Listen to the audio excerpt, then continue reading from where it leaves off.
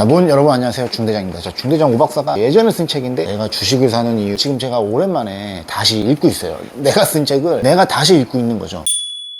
그러니까 여기서 보다 보니까 이게 과거에 내가 이렇게 생각했었는데 맞았다, 여기에 예측 주가 이런 게 있는 건 아니지만 내 생각이 그래도 시간이 3년 이상 흘렀을 때 이 생각은 그때도 옳았고 지금도 옳았다가 있고 이때 약간 생각을 안 한 부분이 있다, 못한 부분이 있다라는 부분도 있거든요. 이 책을 읽다 보면 다시 보니까 이게 제가 저한테 하는 말일 수도 있어요. 54페이지 보면 뭐라고 나와 있냐면 계좌를 불리지 못하는 이유 이렇게 썼어요. 1번 자본금이 적다. 이거 지금 저한테도 그리고 대부분의 투자자들한테도 엄청 훌륭한 투자자들한테도 다 해당될 거예요. 지금도 자본금이 적기 때문에 계좌를 불리기 힘들다. 그러면 바꿔서 얘기하면 결국에 자본주의는 체급 싸움이기 때문에 투자 실력도 중요한데 일단 자본금이 크면은 좀 더 대국적으로 투자할 수 있다. 사업을 해도 좀 더 대국적으로 사업을 할 수가 있죠. 물론 전략적인 건 세부적으로 파고 들어가야겠지만 대부분의 사람, 그리고 저도 목표한 금액이 있지만 왜 거기까지 가지 못하느냐를 보면 1번 우선 이거 검토해 봐야 된다는 거죠. 뭐죠? 자본금이 적은 게 아닐까? 분산 투자의 정도가 지나치다.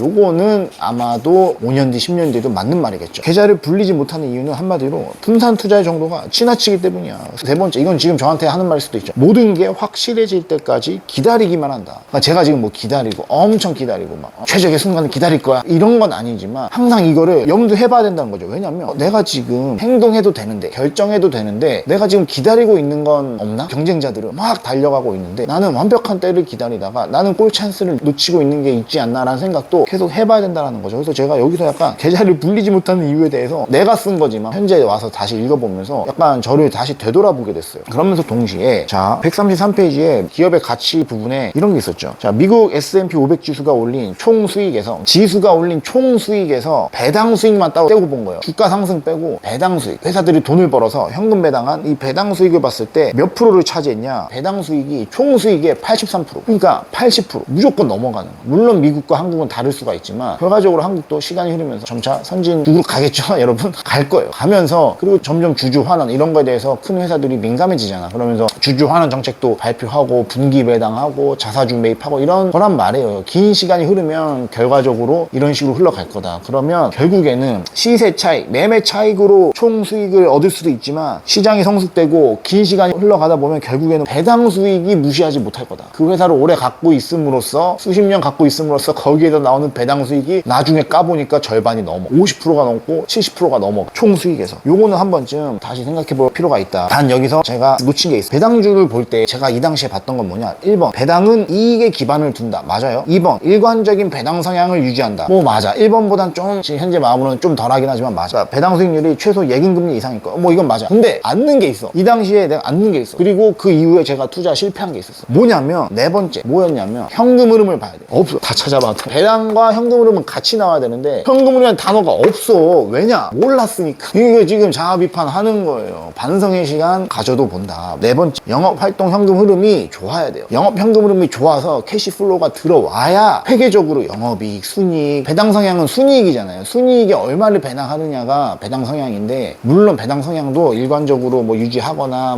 몇 프로 이상이거나 이런 거 봐야 되는데, 정말 중요한 건 뭐냐? 실제 캐시가 플로우가 들어와야 돼. 쑥 들어와야 이거를 쑥 내보내는 거잖아. 파도와 같죠. 근데 여기 배당 성향만 있고 영업 현금 흐름, OCF 얘기 없었어. 그래서 반드시 배당주를 보실 때는 영업 활동 현금 흐름을 검토하세요. 네이버에서 네이버 스탁 금융 들어가셔가지고 기업 치면 바로 나오진 않고 하나 종목 분석 들어가서 종이를 까봐야 돼. 종이 3장이 나오잖아요. 그럼 여기서 현금 흐름표를 까보면 연간으로 보셔야 돼요. 연간으로 쭉쭉쭉 5개년치가 나오는데 이 영업 현금 흐름이 파란색으로 표시가 될 거다. 캐펙스가 빨간색으로 표시되는데 이 파란색 영업 현금 흐름을 보셔야 돼요. 그래서 영업 현금 흐름이 다 마이너스야. 3년치 배당 할 수 있겠어요? 내가 그 회사 운영한다 해봐. 배당할 현금이 없잖아요. 안 돼. 현금은 반드시 보셔야 돼요. 배당주를 보실 때 특히나. 그리고 이거는 끝부분이었어요. 221페이지에 자본주의 1교시라고 제가 나중에 좀 업데이트한 부분이 있는데, 이거는 지금도 맞다. 지금 더 맞다. 뭐냐? 전 어떻게 썼냐면 경쟁은 최대한 피해가라. 투자든 사업이든 자본주의, 이 매트릭스 하에서 경쟁은 최대한 피하는 거예요. 요거는 약간 은현장, 유튜브도 잘하고 이런 은현장 씨와의 멘탈이랑 좀 다른 거지. 그분은 뭐예요? 자기는 치킨집 다시 할 거고, 예를 들면 떡볶이집 할 거고, 피자 이런 거 사람들이 어차피 많이 먹는 거 있잖아요. 여기에서 경쟁이 심한 데를 들어가서 그 경쟁에서 이기겠다는데, 저는 사실은 그런 능력치가 별로 없기 때문에 저는 어떤 식으로 얘기를 드리냐면, 경쟁은 일반인 기준으로 자기가 이쪽 분야에서 타고 태어난 게 별로 없다라고 냉정하게 인식이 드신다면